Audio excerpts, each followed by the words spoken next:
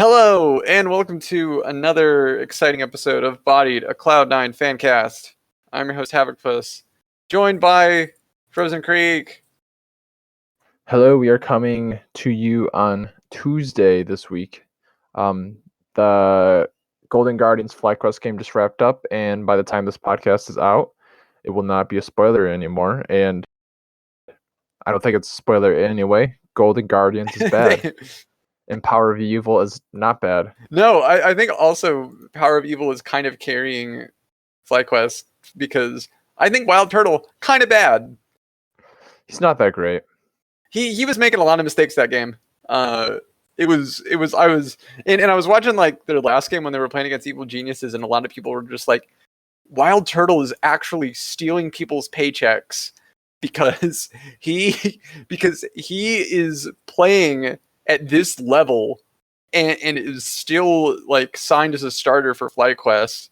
Meanwhile, like you have all these other academy AD carries and other AD carry players that would kill for his role and start on FlyQuest, but he is somehow still starting.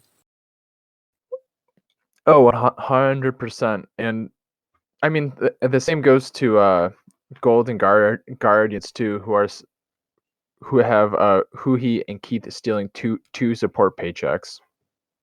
Oh yeah, I think like there are a lot of teams that are kind of doing that, like you know, like Aframu on Dignitas, like Ica in Immortals, you know, like there are a bunch of players you know, that are just like, there's no way that you can look at this player versus any other player in Academy and tell me that they have some kind of edge and are somehow better than what we have from like an NA, you know, player base. Yeah. And I mean, same goes for everyone on CLG too. It just sucks that it doesn't seem like the NA support pool is really there, and nobody wants to import a support because it's not sexy or flashy. No, I think that I mean, the support issue with support is just no one really wants to play support. It's a very like, it is not the role that gets you a lot of accolades unless you are able. It's not a sexy role unless you're making like, you know, like think of like back to like Afro in his prime or like Bunny Fufu. Like they're making sick plays on playmaker supports like Thresh constantly. You know, so they're like, okay, these guys make really good plays. They're flashy. They know a lot about the game. You know, the whole package. You know, I think now, especially now, you know, supporting is more about healing for your team and doing a lot of stuff like vision control and kind of like shot calling, like stuff that you don't see. And so, unless you're like looking for it, so it's very difficult to be like, oh, this dude's a good support. So it's like how sometimes you get Keith or Huhi to just be a support, and everyone's like, "This is fine." Yeah, and it's bad that that's what we've came to, but it's pretty bad. There's not enough good academy supports either. So I mean, Diamond is really good. I really don't think he's better than Afro or Smoothie though. I mean, I think he might be at least better than Afro. Yeah, I mean, Smoothie hasn't been that good since he left Cloud9 either, though. True. It's actually really interesting. I really would like to see kind of like a study of like player performances on Cloud9 versus off Cloud9, because like, for example, look at Golden Guardians. You know, Golden Glue, when he was on Cloud9, he was actually looking to have he actually looked like he was improving at a pretty good pace, and was kind of shrugging off the stigma of him only being good in scrims and being, you know, kind of a washout on stage. But then you have him on Golden Guardians and he's really just not playing that well. So it's kind of interesting. And there are also, you know, other players from like other positions as well that are also struggling. And so it's kind of interesting to see what Cloud9 kind of does for a player versus when they're not with Cloud9. Yeah, it seems the only ones who have really gotten it together in a way is the Evil Geniuses trio. And they're lucky to have Jizuke also, and Bang, because Yeah, I think Kuma was still maybe rated as one of the worst top laners for the LCS. He's still I think his stats are really. though. No, he's still young, Yeah, but he's really young. It's really interesting how he looked like a monster on Cloud9, and even when he had to sub in for Licorice, he was looking incredibly well. And then all of a sudden, he's played for Evil Geniuses, and then he just completely turns the page, and he just looking really bad. Yeah, and he's really stepped up at the end of the year, but I think I digressed a little bit. We can come back. We kind of got mixed up. We kind of got backwards. Yeah, we'll come back to playoffs. We'll wanted to discuss something around. First. Yeah, you had something special you wanted to discuss. Yeah, man. I just wanted to talk about Valorant a little bit because it is sort of the hot new topic. I at least wanted to get some of that out there and mention that. I'm not sure how much you've watched it. I watched it a tiny little bit. It does seem really interesting because it has all of the shooting mechanics and the gameplay and the game pace of CS:GO, but with an extra layer of Overwatch in terms of every character has an ability or abilities and they can use them. So it adds kind of a different layer. I've been trying to get a beta key all day and I haven't got one yet, but I'm hoping I can get one this week. But it seems like a really cool game. I'm curious what your impressions are of it and how far you think maybe this game can actually go in terms of competing with Counter-Strike or Overwatch or anything like that. Yeah, I haven't really had a chance to watch it, but I know a lot of streamers have been excited to play it and have been streaming it on Twitch. I guess I'm excited for the potential of it. I don't think they're related, but a lot has been going wrong with the League client around the same time that Valorant is coming out. So kind of mad about that, but I think I think they were seeing a large influx of people logging onto the servers, and they probably underestimated the amount of traffic they were going to get for this game. And so they're like, "Oh, we got to fix this really quick. Hold on." Yeah. I'm interested to see how it's going to evolve because CS:GO has been going on for a really long time, and it's not like there's been a game to come in and really give it a good challenge as taking over the biggest competitive FPS games. And it seems like there are a decent amount of competitive CS:GO players, even Overwatch players, who are interested in coming back over or are interested in coming over to Valorant at the time. But I still think it's a little too early to say it's the next big game. Yeah, it's definitely early. I'm sorry, I kind of cut you off. Or are you done? Oh no, you're fine. Okay. But yeah, I think it's definitely a bit too early. It seems like a lot of streamers are having fun, and I definitely did notice a huge influx of former Counter-Strike players or Overwatch players that are kind of done with Overwatch, or Fortnite or PUBG players who are all done with their games and are like, "Oh, this is a new shiny thing. I want to play new shiny thing." This is kind of the first game in a while that we have seen that is sort of similar to CS:GO, where it is very much a slow pace, you plant the bomb and then you have to fight, and it's more of a entry and take the point kind of thing, rather than a lot of games sort of like Overwatch. I guess Rainbow Six did it, but other than Rainbow Six and Counter-Strike, there aren't many games that have a more slow paced kind of slowly gather information and then have some firefights as you're kind of edging out, pushes and gaining ground. So it should be interesting. I am almost 99% certain Cloud9 is going to jump on this and get a team. I think it's more of a matter of when, if not if. So I'm looking forward to seeing how the scene shapes out and when C9 drops the inevitable announcement.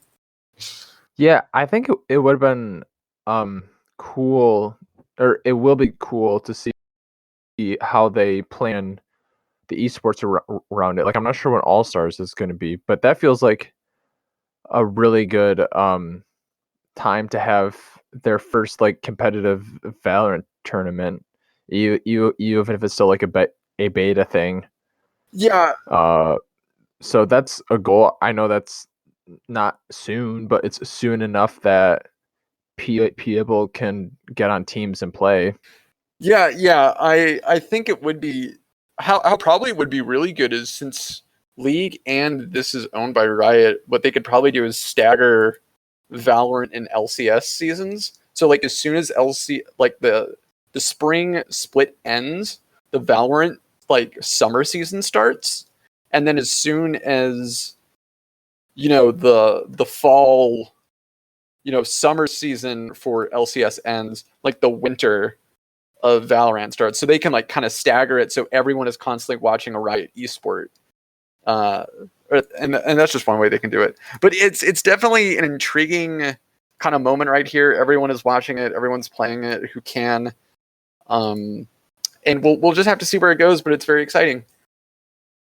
But one last thing, I do think it's kind of weird that they have been putting the key drops during LCS playoffs, because I feel like that would take away a couple thousand viewers. Yeah, I would at least. I will say that's weird. I was kind of expecting they would allow key drops on LCS to at least incentivize people for watching LCS and being like, hey, playoffs are happening, but if you watch playoffs, you may get like a key. And I was kind of thinking like that makes sense, but they weren't doing that, and it kind of upset me a little bit just that they weren't like taking advantage of all the advertisements to get some cross exposure going. Yeah, I mean that's just marketing 101. I do think that was weird. Or they should have waited 2 more weeks and just or done it during finals week up into the game and then stopped it for all of Sunday and then started it again or something. So that was the only thing I found weird about that. But that's beside the point. Yeah, I can definitely see that.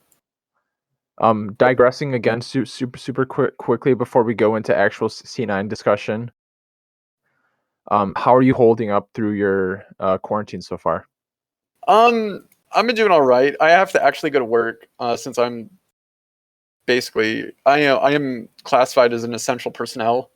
So I have to when I'm on shift I have to go to work. So I get to kind of socially interact with people. So it's not like I'm totally locked in, and I usually try to get groceries at least, just get groceries like once a week. And outside of that, just never leave my apartment to be as safe as possible. But it's been fine. I have comics and I have video games, so this is basically what I've been doing before this started. So nothing has really changed. Yeah, I've been doing fine too. I've slowed down on things to bake, so I'm anticipating that I'm gonna start getting bored. So it might get weird in the next couple weeks. But I did get a bunch of new dress clothes for work. I just spent like $400, and I'm okay with that because I'm not buying anything else because I'm quarantined. But yeah, you can just go to work in like your pajamas, and it's fine. Yeah, and then once we go back, I will have a whole new wardrobe to wear to work. Yeah, that'd be nice. But I digress. Let's jump back into actual C9 news and not just news around the world. Right, actual C9 news starting now. The first little bit is that, and we don't have a lot really, but Cloud9 Dota, for those that are fans of theirs, even though they're not the best, Dota 2 is going to be participating in a new online event tournament thing. It's called the BTS Pro Series, and that starts April 10th. So if you want to catch the team play, you can tune in for that. As far as, I guess, the only match results that happened kind of this weekish, CSGO, they beat Envy. I think it was the lower bracket of the Flashpoint Phase 2 groups. And then they were in the grand finals for that group, and They had to play against Havu, and they lost 0-2.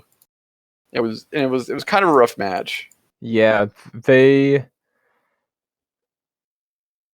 didn't do well on the map that they picked. I wasn't like watching it, but I had it on in Yeah, like they the struggled. I background. think they struggled. Their first map was like Vertigo, and they struggled on that. And then they picked. Or yeah, they picked that first map too. Yeah, So. and then I think they played. Was it? I think it was Inferno next, and then they lost I that. think that sounds right. Yeah, and they didn't look too hot on the second map, but I think they still qualify for playoffs. So yeah, they've been winning a lot in Flashpoint. Yeah, and it was a good chance to get their tongue wet on winning and competing for groups and a chance of playoffs. So seeing them advance is a good step, but obviously it's only going to get harder at this point. Yeah, I think their issue is that their strength is also their biggest weakness, in that this team likes to really take like these aggressive trades. Like when you're watching them, you'll always see them like just constantly be trading out like 2 or 3 people in like these opening like firefights. And that can be really good because you're like whittling down the enemy, and you're able to like get information on where the other people are and figure out where to like plant the bomb and all this other stuff. But at the same time, you're also sacrificing like 2 or 3 of your own players, hoping that the next play you make, you can hit the shots and you can win out. And that's kind of coin flippy, and sometimes it works, sometimes it doesn't.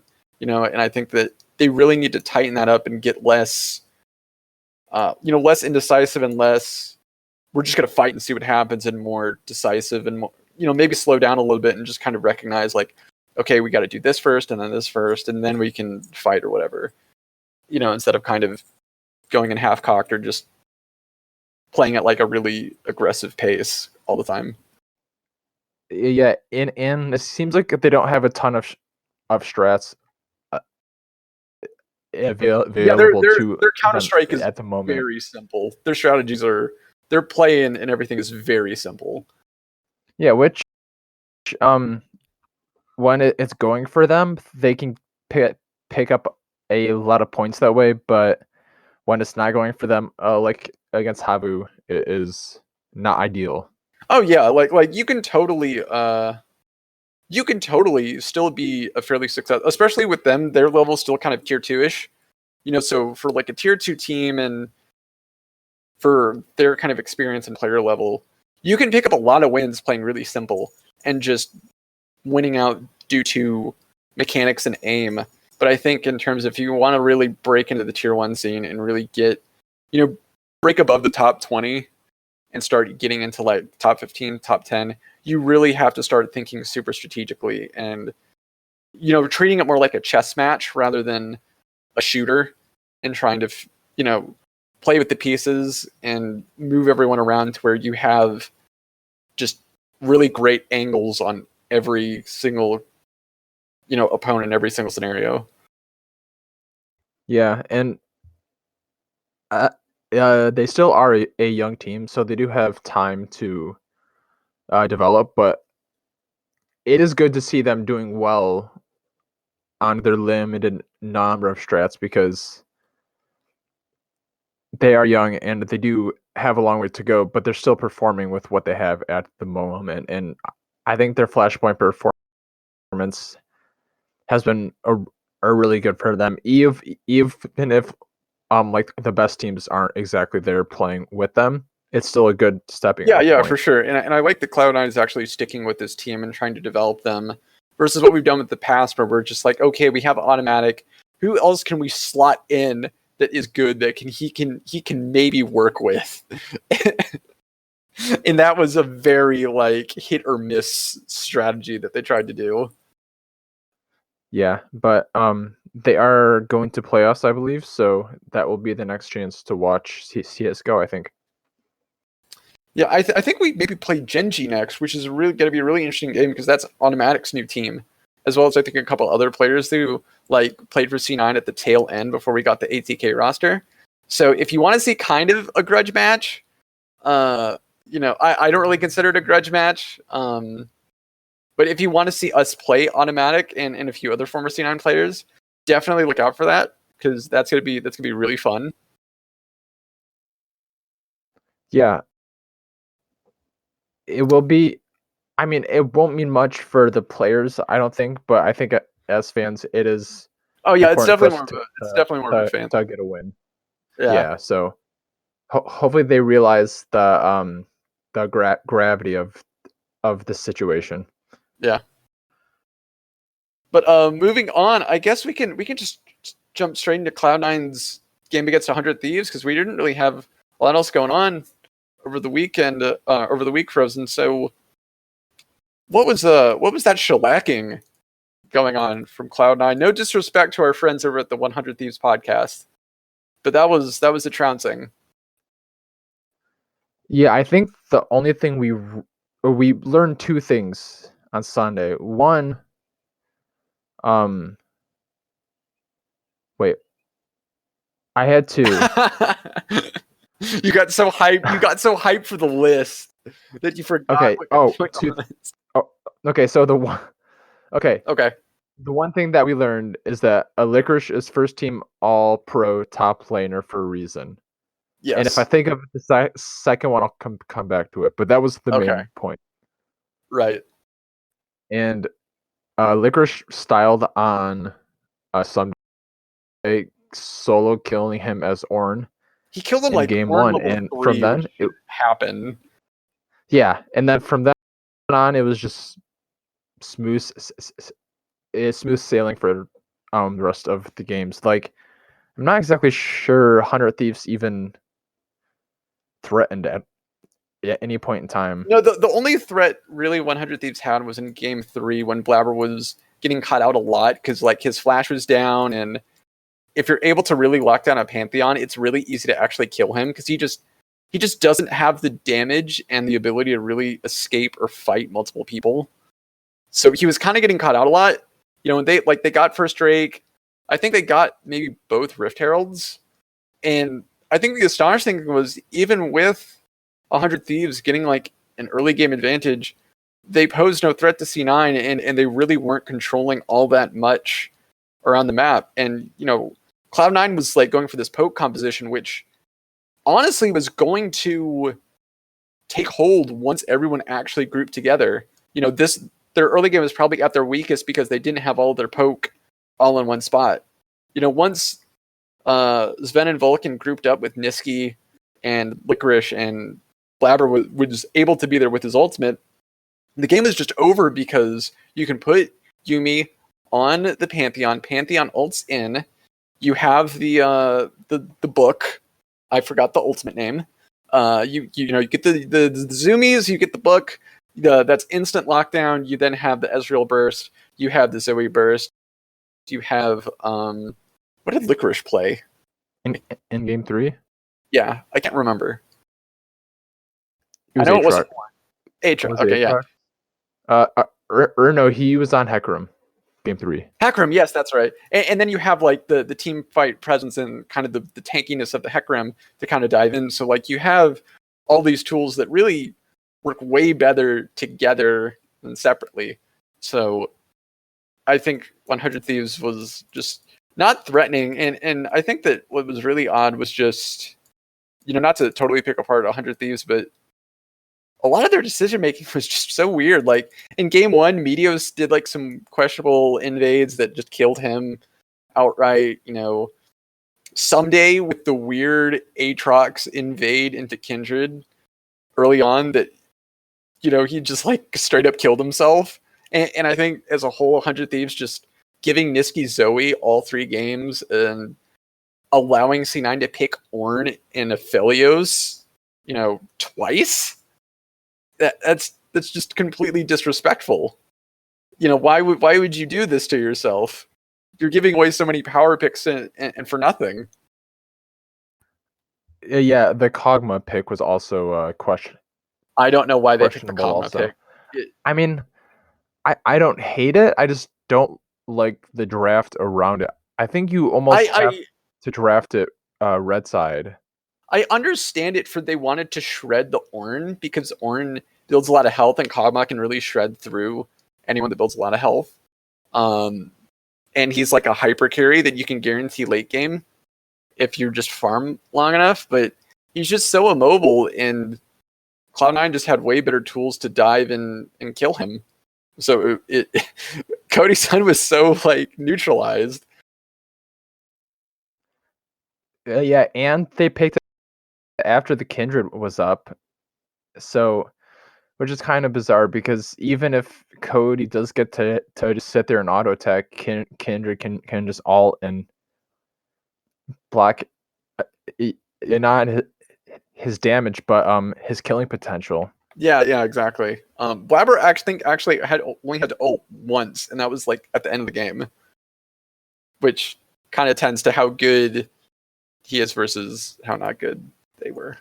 Yeah, I don't know how much I can say about the Kindred pick, but I will say that I didn't expect it. Yeah, I did like it was interesting that 100 Thieves tried to limit Blabber's champion pool by letting Nisquick pick Zoe every game. But if that was their only game plan, then it didn't work because he played 3 champions all at a better level than me Eos played his. He had the who did he play in game 1? Nocturne. Yeah, he played Nocturne. Kindred. Yeah, he played Nocturne, which the casters didn't expect, and then he picked Kindred game 2, which no one expected again. Well, he got banned out in game 1, and I'm assuming that's what happened in game 2. Yeah, they were pressing him pretty hard because I think they assumed through his like past couple of weeks that it's like, oh well, all he's gonna do is play Gragas, So all we've seen him play is Gragas. We have to ban Gragas because we've seen what he can do on Gragas, and especially because the Yasuo Gragas combo is something that they can flex to, and Gragas just leaves open all these other really good combinations. So they kind of had to ban him because he is a really versatile jungler. But I think that I was thinking like, okay, he'll probably pick Sejuani here or maybe like J4 or something. But then he picked Nocturne. It's like, oh, that's weird. He picked Nocturne. That's not something I would have expected. And then he did it again with Kindred. So I think he was really showing that like I have a lot of jungle picks that I can dip into, especially ones that are kind of unexpected. Yeah, and I think it didn't really matter that he was flexing down to beat your jungler just because everyone else was just so far ahead that it didn't matter at all. Sven went off on Aphelios and Ezreal. Zoe was incredible, and I think Nisquick is probably the best Zoe in LCS. If he never died that game. I think his game was like 17-0, which is really impressive. And he didn't do anything special. He just plays a good Zoe. And yeah. I was impressed that they did just go Zoe 3 straight games because I kind of anticipated them not doing it, but he was playing it so well that you just kind of have to keep picking it. So yeah. I think that ultimately, like, this one's really good for Cloud9 because if you look draft wise, C9 really didn't have to show a lot of picks. Sven only played 2 AD carries. Nisquick played 1 mid laner. Licorice had to play 2 champions. I think Blabber and Vulcan were the players that had to play like the most diversity of picks in this series. So C9 were able to hide probably a lot of strats that are maybe keeping hidden. They were able to also show they can play different picks if needed, and maybe even some like lower tier picks that maybe you wouldn't have expected, like the Nocturne and the Kindred. So I think that C9's like really made a statement with like, look, we don't have to, look, we're not going to show you a lot, and you're just going to have to like try to over prepare for us. But we're going to make it really hard because for the past few weeks, what have you seen? Blabber has only played Gragas for like the past 2 or 3 weeks in the regular season, and Nisquick's really good on Zoe, but how much have you seen him play like outside of that? Not a lot. So I think that we still have a lot of stuff kind of hidden that we can use against evil geniuses, and if we win that, whoever we play in the finals. So do you think that Cloud9 made the right choice picking 100 Thieves over FlyQuest? Oh, I mean, I don't think it would have mattered. I think I'm with you there. Like we probably would have, like, considering that FlyQuest wins versus Golden Guardians for like fairly small margins. I mean those games were marginal, weren't they? Like FlyQuest were kind of like I wasn't fully paying attention. But it seems like Golden Guardians has some bad luck, but also the fact that they were just bad on top of it. So also true. It was a combination of being bad and bad luck. Yeah, but I can see FlyQuest didn't do anything against evil geniuses either, so it's not like that was like 5 games series or anything. Yeah, I think I also heard that, I think from C9, that I think they said that FlyQuest was maybe their toughest scrim partner throughout the regular season. But I think that picking 100 Thieves was the right choice. They beat them both times in the regular season, and I don't think 100 Thieves really matched up to Cloud9 really well at all, especially with their only condition being Someday has to play well. That's really their only way of really winning. And Someday just fell off a cliff this game. So it was really hard for them to get back in it at all, I feel. So I think that this was the right choice, especially since they will have to play against TSM. I think they play against them tomorrow. 100 Thieves plays TSM tomorrow, meaning Wednesday, meaning the episode won't be live till after that. So I wanted you to give a quick prediction who was going to win that game. Oh man, that's going to be tough. I haven't seen TSM play in a while. TSM will have the edge in seeing what 100 Thieves can do. 100 Thieves will also kind of be more determined to win. I don't know. I think it's going to come down to really how their solo lanes perform. Dardoch, I'm just going to go through the matchups like top down.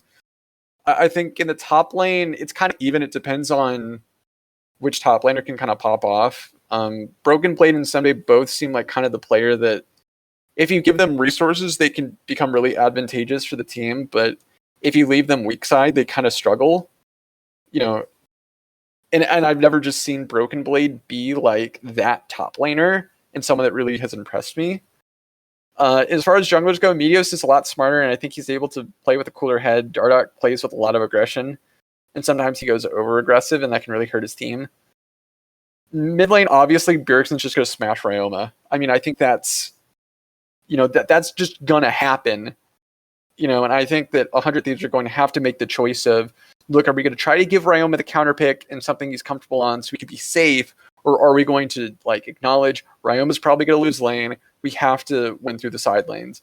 And then it gets to the bottom lane, and I'm not sure if Kabi and Biofrost probably have a slight edge over Cody Sun and Stunt.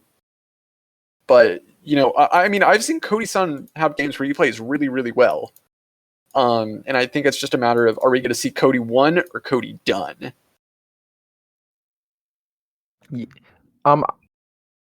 I feel like TSM is inevitable, so I'm just expecting them to win. But this episode will be out before the FlyQuest winner of 100 Thieves and TSM game. So who do you think is going to win, the winner of 100 Thieves TSM or FlyQuest? Wait, what was the question? Who wins the 100 Thieves match, or who wins the 100 Thieves TSM matchup against FlyQuest and plays evil geniuses after we beat them also? That's a good question. Oh, geez. I would feel like, I think TSM probably has a bigger chance of beating FlyQuest versus 100 Thieves. At least in my opinion. Though 100 Thieves did slink out a few tiebreaker wins so they could, get to their third seed. And I'm really not sure who is strong in this top like 2 through 6, I honestly can't tell you who is stronger, like equivocally. Versus, I think like the outlier being maybe like Golden Guardians, of course. So I guess like 2 through 5 really, but it's just really hard to determine like who is really strong because they all just seem to hover around the same kind of skill level, and they're all just kind of playing at that same kind of strength, and it's odd. Yeah. So, who are you picking to make it to the losers bracket finals then? Oh, losers bracket finals. Against FlyQuest or wait, no, that would be Evil Geniuses versus whoever. If we beat Evil Geniuses, when okay. we beat Evil Geniuses, when we beat Evil Geniuses. I'd have to assume it's got to be against TSM. I think that with the playoff buff and everything, TSM is just super good. Bjergsen has so much experience. He can probably lead me to a playoff win. I've and played I'm with bad. You, and I find that questionable. How dare you? I'm kidding. Yeah, we played what 2 games in 1-2, so that's not bad. It was like maybe 3 games, but I think Evil Geniuses versus TSM is going to be really interesting. Bang and Jizuke have really stepped up and have really been kind of the pathways to victory for Evil Geniuses. So TSM and Evil Geniuses have definitely been kind of playing the bottom side of the map in those respects. And I think it'd probably have to be if Dardak can beat Sven in a jungle off. All right, so that game will be happening on Sunday. The FlyQuest versus the winner of the 100 Thieves TSM game, which you will know once this episode is released. But the big match is happening Saturday of the winners bracket, Evil Geniuses versus Cloud9. I think Cloud9 is beyond the odds-on favorite to win this game. And I think both of us are going to pick Cloud9. So how do you think Evil Geniuses can get the upset here? Probably. That's a good question. I think that it mostly it's really hard to shut down Cloud9 just because C9 has all 3 of their lanes are winning, and Blabber is playing like Blabber plays really well in his own right, but it makes him look even better when all of his lanes are winning and all of his lanes are willing to come help him when he asks for it. So you're having a team that plays really well together and also individually. But I think the best way to probably shut down C9 is to cut off control around mid, since C9 usually plays around either mid bot or mid top. It's mostly mid bot just because dragons are really important. But I'd say make sure that you could maybe shut down Nisquick. Also maybe put Blabber on something that he's not as comfortable with, and then just try and out team fight them and try to be a step ahead of them. But that's really hard because you can't do all that in one game most of the time. Yeah, I do agree. I think their power comes extremely from their mid jungle synergy in duo, and I think that if they're going to win, it's going to be through their mid and jungle. While I think Bang is good, I don't think Bang and Zazel can hold up to Sven and Vulcan, and I think we know that Licorice is a better top laner than Kumo. Oh yeah, so, top lane is going to be just lost outright, I think, for the most part. And yeah, Ben is going to have to make the tough choice of, do I babysit top lane and try to make sure Kumo doesn't get destroyed and let my bottom lane suffer from losing their lane? Because I think Sven and Vulcan have shown that they're probably the best bot lane in the LCS right now. So it's going to be tough, and he's going to have to make that call of, is my top lane going to suffer? Is my bottom lane going to suffer? And then he's going to have to figure out a way to get Jizuke to really get in there. But I think C9 already has like a way to stifle Jizuke, and it's just, don't let him get LeBlanc, don't let him get Ryze, don't let him get what's the third one? He had like 3 champions that he's super good on. It's like LeBlanc, Ryze, and there's one more. I'm getting it too. I can't remember, but there's like 3 champions that we banned out last time we played them. And we made them look like utter fools. And we beat them like 16-5 in terms of kill score. And I think they only got like 1 tower. So yeah. I think that we've kind of figured out Evil Genius's game plan, and we know how they play, and we probably already have plans to go against them. Yeah, so I'm not entirely worried about the matchup, but I do think that we do need to be concerned about Sven and Jizuke, who's been super hot lately. So, what's your game prediction? What's my what? What's your game score prediction? I think we're probably going to win 3-0 or probably 3-1. I can see Evil Geniuses taking maybe a game off us because they are able to get some power picks in the draft that we let slip by. But honestly, if C9 plays like the well-oiled machine that they are and aren't, just killing themselves or doing anything super stupid throughout the match, I think it should be easy. They played 100 Thieves really smart, and I think that if they just play Evil Geniuses smart, we should be able to win. Yeah, I think I'm going to go with a 3-0. I think that Cloud9 is just too good. And I feel like the last time that we had a 17-1 team Immortals, that there was actually other good teams that year. And this year doesn't feel like there's any good teams. Just and we also beat the Immortals. Yeah, But one thing I will say, it would be the most Cloud9 thing to make a run through losers bracket and win. No, why would we need to do that when we can just win? We can just win the winners bracket. Yeah, I'm just saying that it would be the most Cloud9 thing to right. Do. So yeah, that's all I'm saying. Right. Well, hopefully it doesn't come to that. Yep, I'm hoping that we just 3-0 them and make our run to finals. So yeah, same. But that's about it. Is that it? You have everything? Okay. Yep, I have a severe thunderstorm about to happen, so it's perfect timing. Right. Well, thanks for listening once again.